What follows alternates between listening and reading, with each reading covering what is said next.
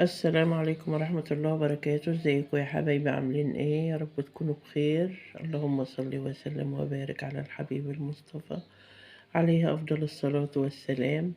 طبعا يا حبايبي احنا النهاردة عملنا طبق كشري جميل جدا، كشري مصري وايه، وعاملينه في حلة واحدة. يلا بينا، وزي العسل. يلا بينا نوريكم احنا عملناه ازاي مع بعض كده. يلا. بسم الله الرحمن الرحيم. السلام عليكم ورحمة الله وبركاته. ازيكم يا حبايبي؟ عاملين ايه؟ يا رب تكونوا بخير. طبعا النهاردة احنا هنعمل كشري مصري. الكشري المصري بيعوز ايه يا حبايبي؟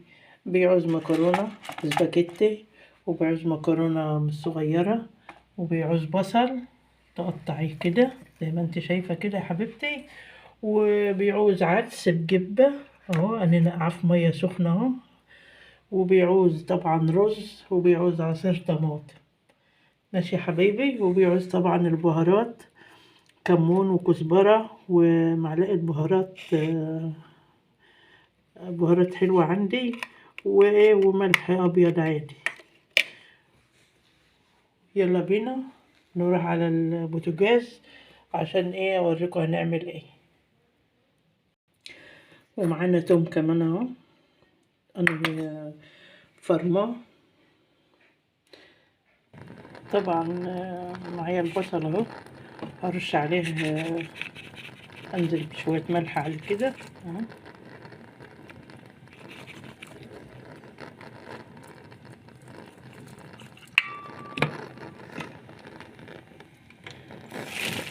يا حبايبي. وطبعا شوية نشا اهو.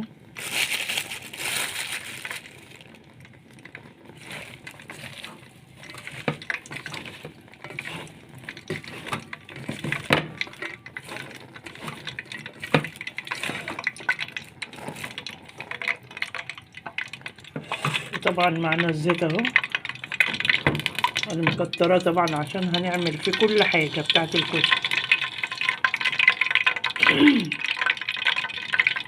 اللهم صل وسلم وبارك على الحبيب المصطفى عليه افضل الصلاة والسلام.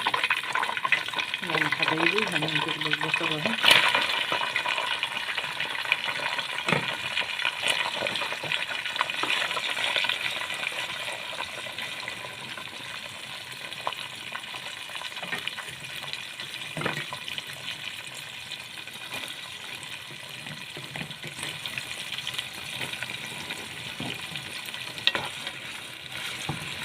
نفضل طبعا نقلب فيه لحد ما يحمر.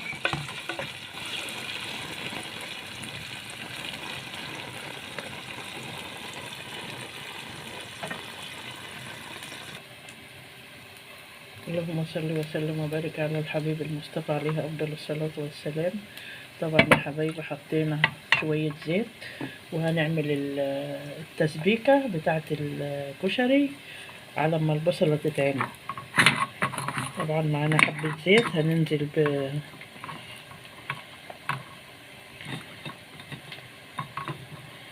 بالثوم.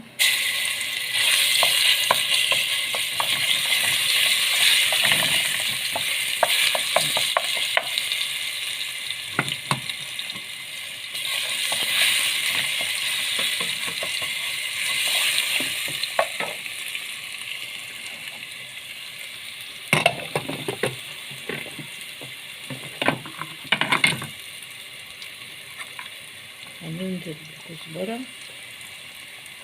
كمون، تتشوح مع الثوم كده. البصل احمرت اهي، نطلعها.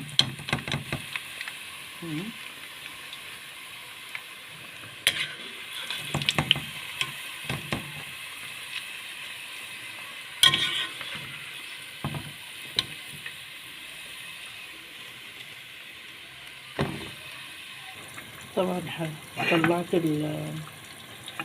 طلعت البصل اهي، شوفوا ناشفة خالص ازاي، ناشفة ومقرمشة وجميل. وحطيت الشوية التانيين اهما.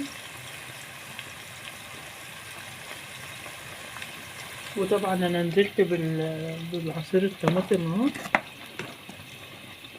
تسبيكه، بس ساعة ما حطيتها التليفون ما كانش بيصور.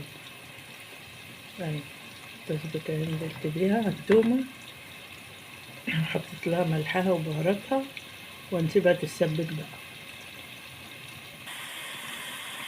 طبعا يا حبايبي البصلة احمرت اهي، طلعها بقى.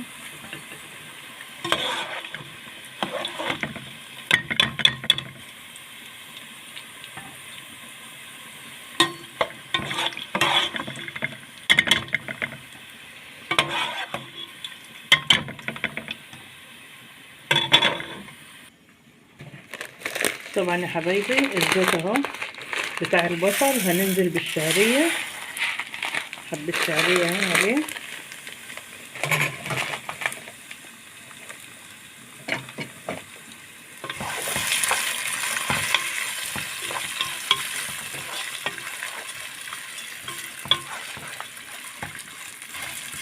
طبعا دي مكانه بصل اللي احنا حمرنا فيه البصل، هياخد طعم البصل طبعا.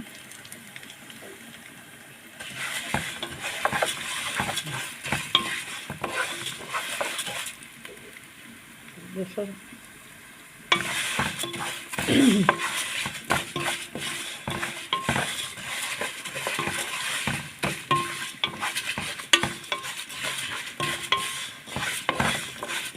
طبعا يا حبايبي احنا هنعمل كله في حلة واحدة، الرز بالمكرونة بالعدس كله، الكشري هيتعمل في حلة واحدة. ماشي يا حبايبي.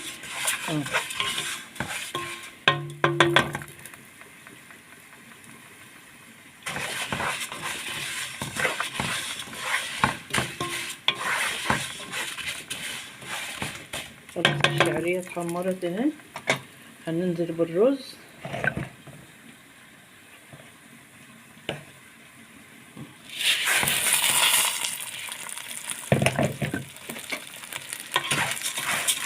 كله يتقلب مع بعض كده.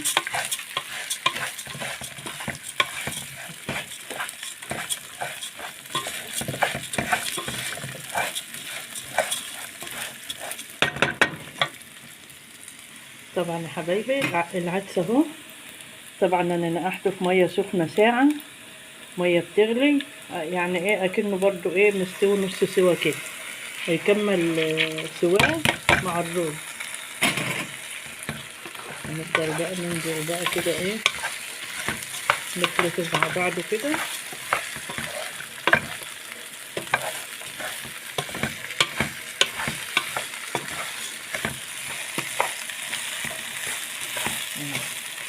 كده العدس مع الشعرية مع الرز، هنفضل طبعا نقلب فيه شوية. قلبت اهو، هننزل بقى بالملح وحبة كمون، ملح وشوية كمون يا حبايبي. هيتقلب برضه، ننزل ريحته جميلة. طبعا ننزل بالمكرونة،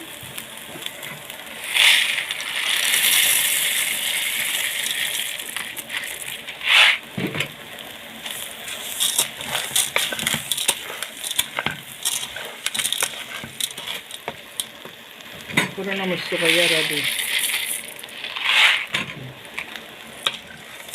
يا حبايبي.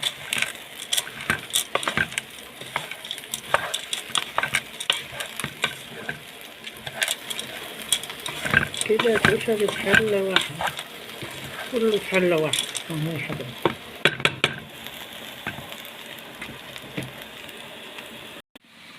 طبعا يا حبايبي كله مع بعض اهو، حطينا الملح والكمون. هننزل بقى بالمية السخنة.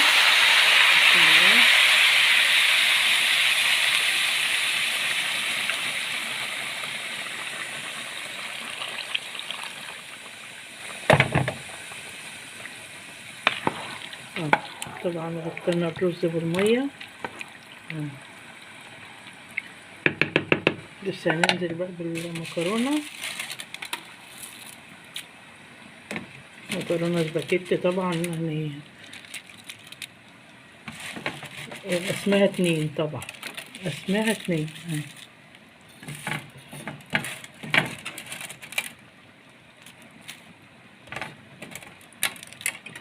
يا حبايبي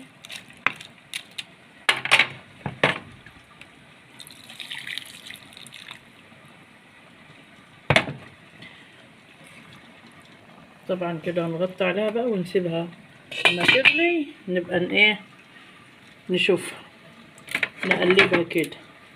طبعا حبايبي هنعمل بقى الدقة. طبعا حبايبي هنعمل التومة، حبة زيت اهم في الحلة،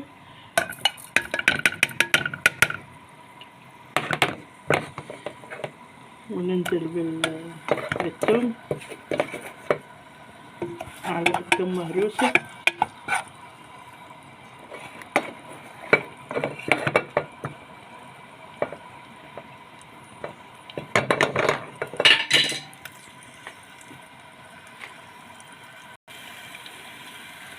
نزلنا بالثوم اهي. طبعا دي الدق. هننزل بشوية كزبرة، معلقة كزبرة، معلقة كمون، يعني نقلبها بقى مع بعضها كده.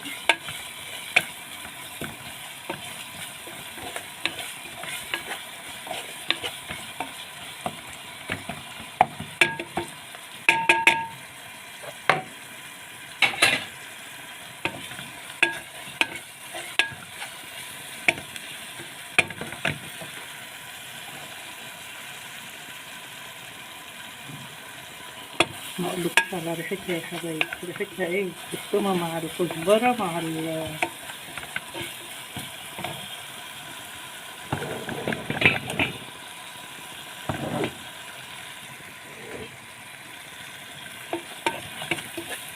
مع الكمون.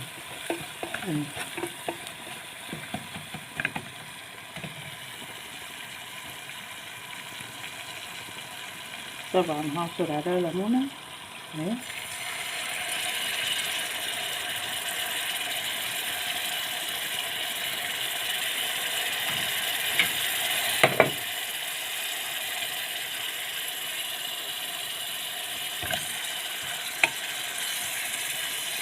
انا عندي العصارة بس ايه كده. طبعا هنزل عليها بمية سخنة.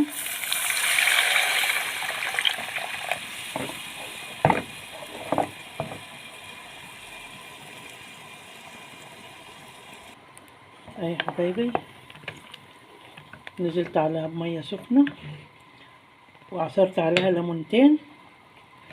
وطبعا ننزل عليها بايه، بحبة خل، يعني نص كوباية كده اهي. ماشي يا حبايبي، كده يبقى الدقة خلصت. كده يبقى الدقة كده ايه خلصت كده. نيجي بقى على التسبيكة اهي. هي اتسبكت وانا زودتها شوية مية سخنة اهي يا حبايبي. وطبعا انا ضاربة خلطة مع الطماطم، قرنين فلفل، فلفل سبايسي كده ايه، مش عايزة اقول لكم مولع اهي.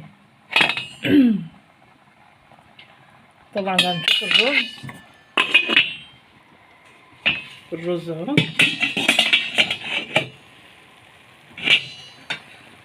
نقلبه بقى، شوفوا جميل ازاي.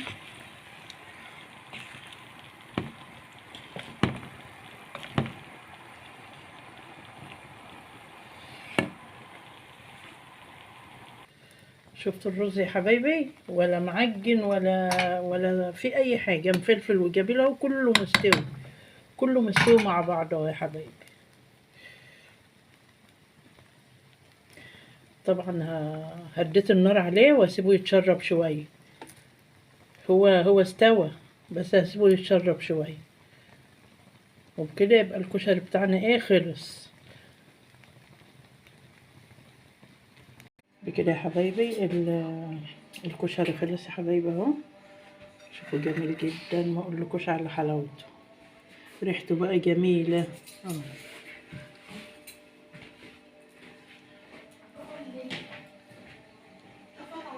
والدقه اهي.